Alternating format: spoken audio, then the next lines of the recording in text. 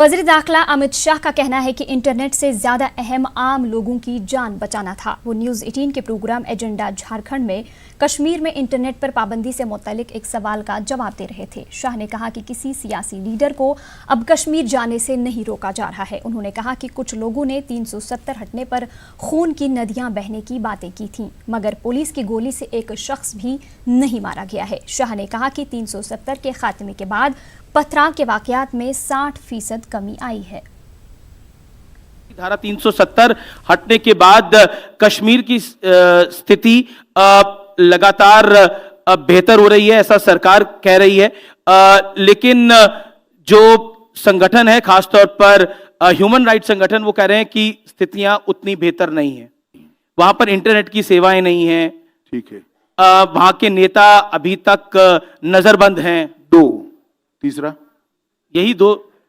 हजारों लोग मारे जाते थे। 90 से लेकर आज तक 40,000 लोग मारे गए। इंटरनेट बंद होना और 40,000 लोगों की मृत्यु की कोई तुलना है क्या? कहां जी रहे हैं हम? 40,000 लोग मारे गए, कौन हिसाब देगा इसका? किसकी जिम्मेदारी? अब तक कोई नहीं बोला। वो 40,000 विधवाओं का ह्यूमन राइट है या नहीं है? इंटरनेट की लेकर बैठे हैं।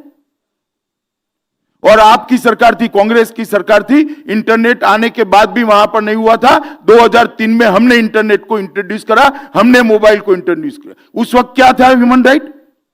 इंटरनेट ह्यूमन राइट होता है क्या? 40,000 लोग मारे गए, इनके विधवा और बच्चों की कोई पूछ नहीं लेता है, वो ह्यूमन राइट नहीं है। सिर्फ भारतीय जनता पार्टी के विरोध करने के लिए ह्यूमन राइट के पैरामीटर्स भी बदल दोगे? कह रहे थे रक्त की नदियां बहेगी, क्या हुआ भाई? अब वो पूछ नहीं रहे, बोल नहीं रहे, याद नहीं करा रहे। मैं जनता को याद कराना चाहता हूं, गुलाम नबी आजाद जी ने राज्यसभा में कहा था 370 चली जाएगी तो रक्त की नदियां बहेगी। मैं कहना चाहता हूं पुलिस की गोली से एक भी व्यक्ति नहीं मरा, कहीं पर भी कर्फ्यू नहीं है, शांति है, सारी दुकानें खुली। क्या ले बैठे हैं? जस्टिफाई करना चाहते हैं अपनी 70 साल की गलती को? कैसे चलेगा ऐसे? 70 साल तक आपने आतंकवाद को पनपने की वो भूमि पर जगह दी। आइवरी टावर में जीकर 370 को जिंदा रखा। मैं कहना चाहता हूं, देश की जनता ने नरेंद्र मोदी का हृदय से धन्यवाद करना चाहिए कि इन्होंने 370 को संभाला। 370 हटने के बाद यूरोप के कुछ सांसद गए थे कश्मीर के अंदर, लेकिन विपक्ष के सांसदों को, नेताओं को जाने की इजाजत नहीं उस वक्त नहीं जाने दिया था, अभी जाकर आए, तुम भी जाकर आए हो। तो सोनिया गांधी ने आज ही बोला कि यूरोप के सांसद जा सकते हैं, हमारे लोग नहीं जा सकते। कौन कब नहीं गया भाई? अभी अभी यशवंत सिन्हा जाकर आए, अरुण शौरी जाकर आए, यहां जो है पत्रकार शायद सारे जाकर आए, किसी को नहीं रोका। पास शायद 2.5 महीना लेट समाचार पहुंचता है। 370 हटने के बाद क्या आपको लगता है पत्थरबाजी में जो बड़ी कमी आई है?